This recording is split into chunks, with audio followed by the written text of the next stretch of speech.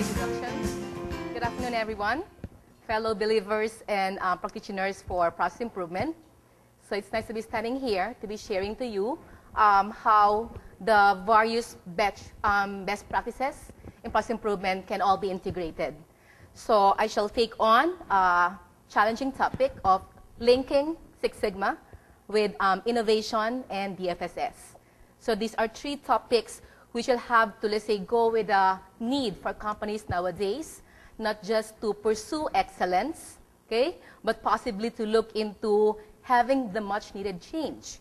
Because at some point, it may have to be not a solution to keep on doing the same thing perfectly, consistently, but it may have to be, let's say, chartering a new path.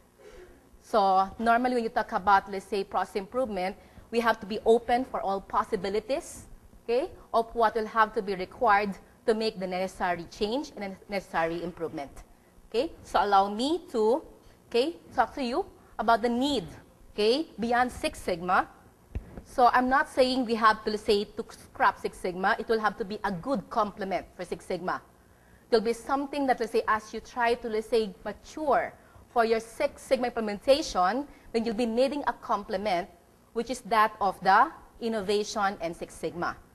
And likewise, the much dependable method of the MIIC will have to be complemented with that of the need for change and the process validation, okay, using the tools of DFSS. Okay?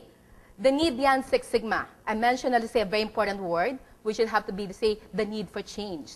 Somehow, there'll have to be a point where there's a limit for our process improvement, and that's where we have to be able to look into a different path. So if you have to be coming up with continuing the same thing, will you have to be achieving the same result or a little better result? Or will it have to be, let's say, a bigger return if you have to be looking at a different direction? Therefore, when you talk about Six Sigma and diminishing return, so this is some survey done within the US wherein we speak about the years of Six Sigma implementation to a company. And naturally, let's say in the first few years, there'll have to be a definite increasing trend.